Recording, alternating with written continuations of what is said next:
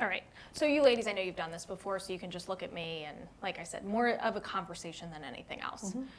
But I will kind of start by sticking to most of my questions here. As you know, the media, not just us or even local media, but national media, has run quite a bit of stories regarding Dunedin's excessive fining and the code enforcement. What has been the response that you've gotten from people living in Dunedin? Well, Liz, actually, we've gotten quite a bit of support from Dunedin residents because they know who we are as a city. We are a compassionate city that cares about our residents, so we've gotten quite a bit of support. So have people actually like called City Hall or sent emails and that kind of thing? Yes, they have. They have social media, phone calls, texts, all those kinds of things. In regards to the reputation of Dunedin, you know, as far as I know, you know, it's kind of known as a beach town, local town, community driven. Are you worried about the reputation in any way, given some of the reports in the national media and the negative attention? I couldn't say no to that. Of course I'm worried. We're all worried about it, but what we're most focused on are our residents because that's who we work for. Okay, so let me kind of get into some of the specifics with this code enforcement. You know, point blank, do you think that it is extreme that high grass or uncut lawn could lead to someone losing their home? Well, the answer is yes. I think that's why we work with our residents to reduce those codes every day. We are constantly reducing those fines once they're in compliance.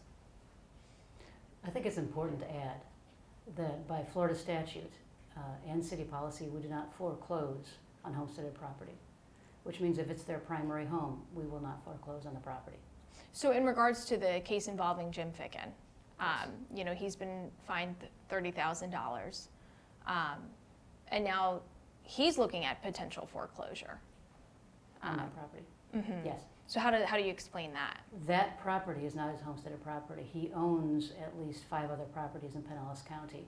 His homesteaded property is in Clearwater. That's his primary residence. You know, since we brought up Jim Ficken, I do want to ask you, you know, his circumstance, and I'm sure you're familiar with it, but he had hired someone to cut his lawn while he was out of town. That person suddenly died. He was handling his dead mother's estate out of state. So when you consider all of that, do you think that there could be some kind of pass or some kind of appeal that he could sign up for, or is there any route he could take other than what he's being faced with? Yes, there was another route, and that was you know, working with our city to come into compliance and to get a fine reduction. So when you're looking at a $30,000 fine, because $500 a day adds up pretty quickly, what would be a fine reduction that he could have gotten? It's all situational. I don't want to speculate. It really is all situational depending on the situation. Is there any way that the city could have just cut his lawn and then sent him a bill? I think what we need to really bring the conversation back to is that every single code violation that happens in any city is all very situational. It's all different, and I think that we are our code policies and procedures are probably decades old, as most cities are. And I think it's important for us to step back and take a look at what those policies and procedures are and try to build in some more flexibility. So, you know, being that you kind of brought that up, why is Dunedin so aggressive in these code enforcement fines? And see, I don't think we are aggressive in code enforcement. We are complaint driven. Okay. So our neighbors of various derelict homes or homes that are problematic are the ones calling and asking us to go out and take a look at something. So you don't go out and search for people No, that are in violation? we do not. This is neighbors? These are neighbors calling on these homes. So we have an obligation to not only deal with the person who is violating, but to protect those that live next to them and on their street and in their neighborhood. And I think it's important to note as well that if the property owner is working with the Code Enforcement Division, then they will be given liberal leeway to bring it into compliance. As long as we can see that progress is being made, we'll grant extension after extension until they come into compliance. And I just want you to reiterate kind of what you said, Mayor, just to clarify. So you're willing, and you're kind of saying that maybe the code enforcement policies do need to be looked at again. Absolutely. You don't go through something like this as a community and as good leaders and not take a step back and look at what's going on in your community and asking yourself the question, what can we do better? And that's exactly what we're going to do. When do you think that's something that you could actually turn around and could be tangible and then, you know, absorbed by your citizens? I think in the next few months. Everything takes time in government, as you know. But yeah, I think over the next few months we're going to sit down and really look at how we can be flexible, how we can empower our code enforcement officers and our decision makers. Today,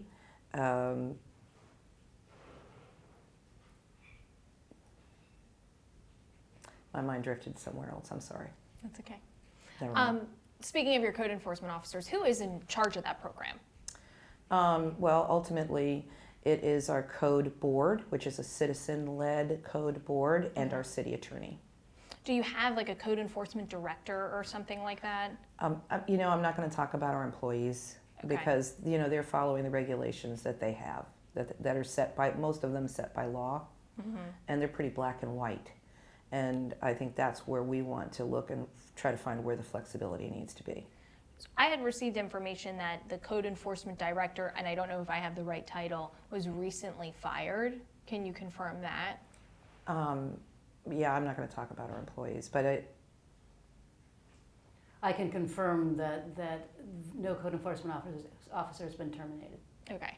in the last 3 or 4 years. How does currently, and I know you're willing to look at things and this could all change in the next couple months. Sure. But how does the city notify folks that they are in violation?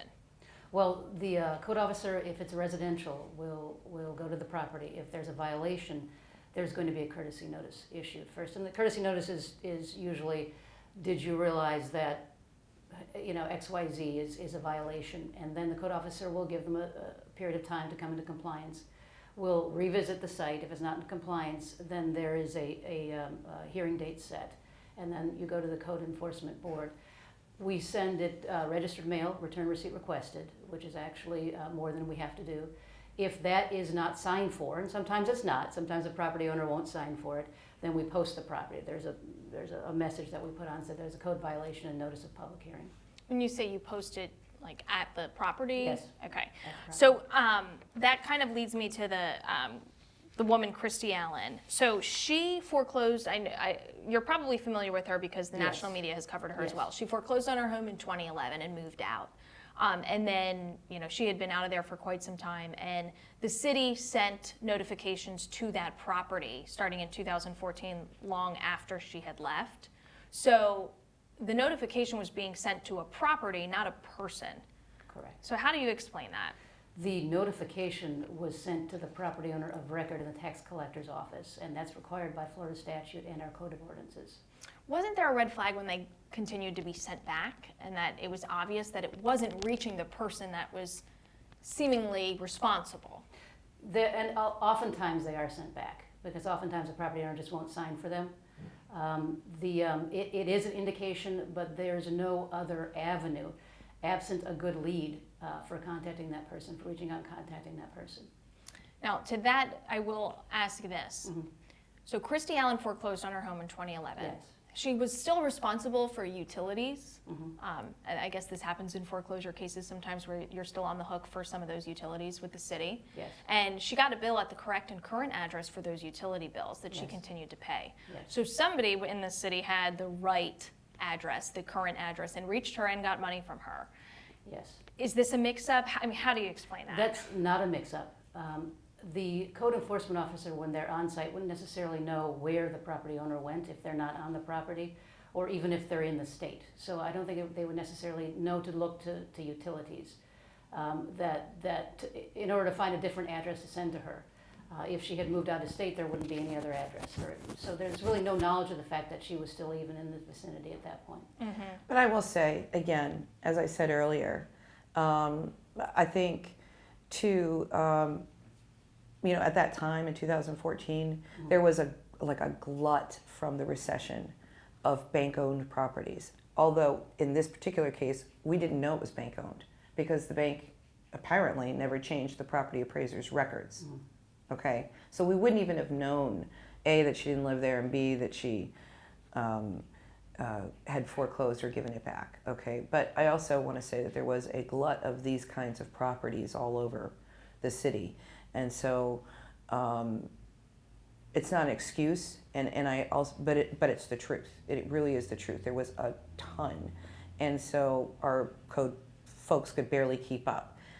You're not required by law to go search in another way. You're required by law to go to the property appraisers. But having said that, again, this is where I feel, and I think our commission feels, and I would say that Jennifer feels, that these are the kinds of things that we need to be looking at, that we need to find flexible ways of figuring things out. And we need to empower our employees and folks that are dealing with this stuff every day to, not everything is black and white, because every situation is different. And again, I want to repeat, Dunedin is a community-driven city, and I just feel like it's really important for us to be flexible and to try to look at things for what they are at that moment, not that it's a checked box and a black and white situation, because we're all different as human beings. And now that you have all this information, like you said, you didn't know it at the time, but now you have all the facts, and you, as far as Kristi Allen's case is concerned, and now there's a lawsuit, the city's suing her for $103,000. I mean, No, the city's not suing her. She's suing us. Okay. She said that she was served papers. It's a demand letter. Right. It's a demand letter. It is not a lawsuit in any way. It's a demand letter for that amount. And generally what happens when that demand letter comes back is, or when that demand letter gets received, and it did, her attorney contacted our attorney. And that's what happens. So it's not a suit, but she is now suing us. So if you're gonna ask about, what we're gonna do, we can't answer that. Because there's ongoing litigation. There have been 2 settlement offers forwarded by our attorney, and neither one of those attempts have been successful through her attorney. And that's the same with, Mr. Ficken. There was many discussions with he and our attorney of trying to come up with a settlement and a fine reduction, and that that just couldn't be worked out.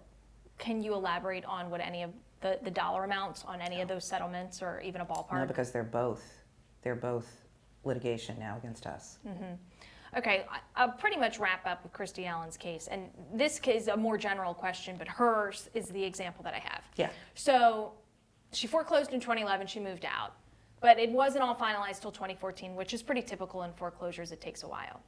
But then somebody else did buy that home, and a new property owner took over. Their name was changed sometime in 2015. 2016. Yeah. Okay. Yeah. So for some of the time that the fines continued to pile up, her name was not on the property any longer. So is that something that needs to be looked at, or is that, but she's still on the hook for times when somebody else in all facets owned the home? But So that's by statute. That's by statute. It's based on compliance too. Yeah. So what does that mean? The property wasn't brought up into compliance, and that's. You go ahead with that. I interjected where I shouldn't have. That's all right. 2 issues to that point. The Florida statutes require that when a lien is recorded in the public records and the bank is foreclosed, then the liens against the bank then are non-enforceable. But they attach automatically to the property owner, either their personal or their tangible property, and follow them. And that's statewide in Florida. It's required by statute. So the issue is, although she was no longer the property owner of record, that those liens have been attached to her by name. And it follows her. Yes. So uncut lawn and a dirty pool follows her, even if she doesn't own that lawn or pool. Once it has been recorded thereafter, until compliance. This property was found in compliance actually in 2018, and the notice of compliance was issued in 2016 when the building was rehabbed. So the timeline is interesting, most certainly in this case, but those fines did follow her for a period of time, yes. And you also have to understand in her case, again, what you just heard was following everything to the letter of the law. Okay? And that's where we're looking for flexibility. But having said that, in her case, it was the neighbors complaining about the black pool. Their words in their complaint was they thought something was dead. And black pools are a life safety issue. So, I mean, I know it sounds like, okay, dirty pool. I mean, my pool gets green with all the rain every other week. We're trying to fight that battle. This is not that. This is a life safety issue. Can you get into the fence? Can kids get in there? So it's treated on a much different level than grass. Okay, so for your own edification, I want you to understand that. But again, back to what Jennifer is saying, who has overseen, she's new. So she's coming into all of this, trying to figure out from 30 previous years of helping to oversee code enforcement what we can do better, and I'm really confident that she will help us be able to do that. But the black and white thing is what we need to be able to work around. Everything we've done has been by the law. We're not doing anything different than any other city. I just read an article recently that a neighboring city has $10 million in fines on the books. I also just read where a neighboring city's got 25 foreclosures. We're not doing anything differently. But that doesn't mean that we're known as being delightful Dunedin. So that doesn't mean that our relationship with our residents couldn't be different and that we couldn't do better. And we could do better and we should do better. So I'm glad that you brought that up about the pool, because I mean that does give people a better understanding. But even uncut grass, the fine's $500 a day. Is that excessive? And see, here's what happens with that. Again, I'm just going to explain it to you. The state sets the fines, okay, and it's up to $250 for a first offense. It's up to $500 a day for a repeat offender. Those fines don't look at what the violation is. It looks at, are you a first-time offender or a multiple offender? And so the code board looks at it the same way. They're not necessarily always looking at what the thing is versus, okay, and again, if you talk to any other code board, they all operate the same. Doesn't mean it's right. It just means it's legal. And this is how they operate. So yeah, the code board saw a repeat offender and said $500 a day. They did not consider what the offense was. Or the circumstances. Yes. So that's where the flexibility comes in. That's where, decades old policies and procedures, these black and white state laws. I mean, there's flexibility in those fines for sure. That's where our city needs to sit down and say, doesn't matter that everybody's doing it the same way. How do we want to do it? And what relationship do we want with our community? And again, it's about balance between the violator and the people that live around them. Because they have a stake and they have property rights equally. I will ask you this. I had received information, can't remember who it was, somebody with the city gave me this information earlier in the week. In 2008, the city collected like $49,000 in all of tax code violations. 2018, the city made almost $1.2 million off of fines.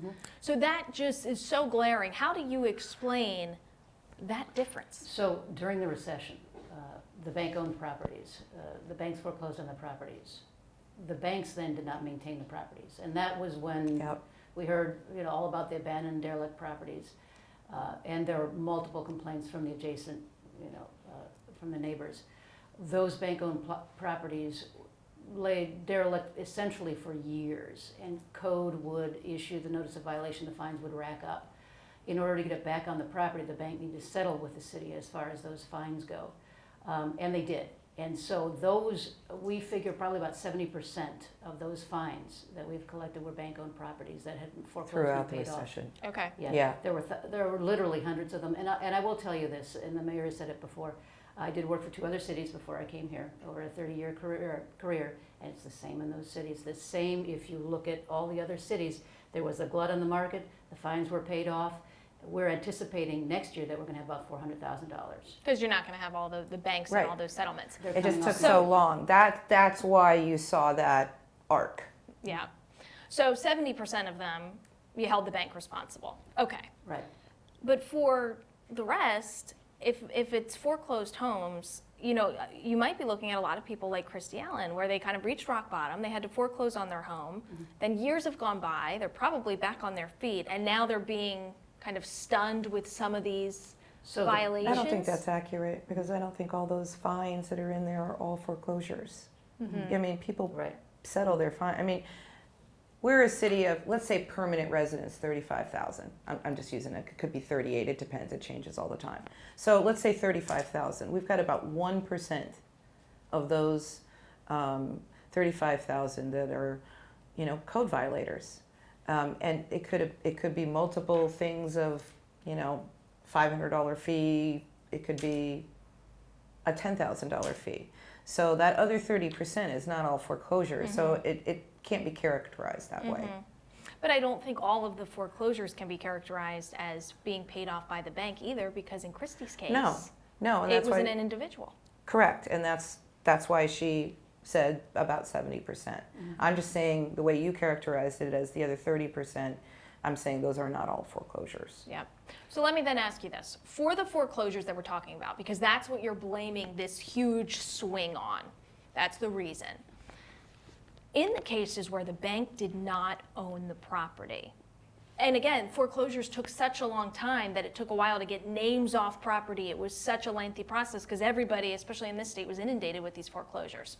So in the instances where the bank didn't get the name on it and they weren't things took a while to get finalized, and it was on on an individual, does it seem fair to be holding someone who had to foreclose on their home, hit rock bottom, and now to hold them accountable for the lawn years later? So in that instance, what would happen is that the person that is subject to the fine would go before the Code Enforcement Board and ask for a reduction. We would take all of those circumstances, all of everything that had happened, the paperwork, and show the timeline, and then the Code Enforcement Board would essentially issue a settlement agreement that would eventually be approved by the City Commission. They approved 2 last Tuesday. And that's all works as long as that person's notified and responds. Yes. Well, typically, this person would approach the city. Yes. But they would have been notified of the violations. Right, yes. Yes, they would. I think that you really covered it, Mayor, in terms of, is the city willing to make adaptations and We are. flexibility?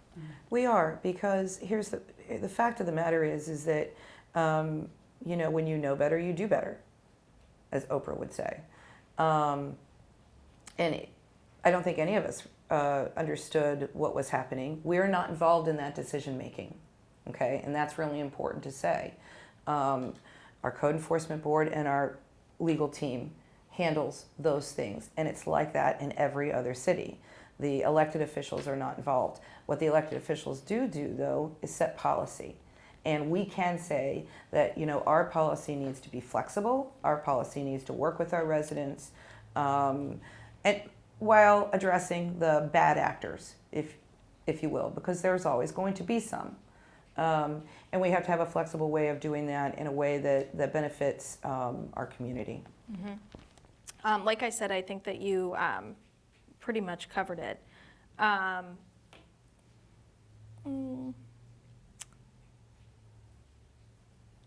Is there anything else that you want to add that I did not ask you?